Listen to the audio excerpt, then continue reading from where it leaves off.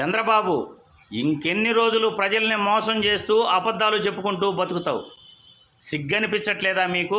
అమరావతి రాజధాని పేరు చెప్పి 33,000 ఎకరాలు రైతుల దగ్గర చౌకగా ఎకరాకు 5 లక్షలకు తీసుకుని ఈరోజు ఆ భూమి 6 కోట్ల రూపాయలు విలువ పలుకుతూ ఉంది.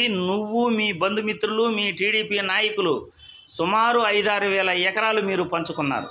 ఈరోజు రియల్ ఎస్టేట్ వ్యాపారంతో మీ ఆస్తులు పెంచుకున్నారు, మీ పెత్తందారుల ఆస్తులు పెంచుకున్నారే కానీ అమరావతి గురించి నువ్వు పట్టించుకున్నావా?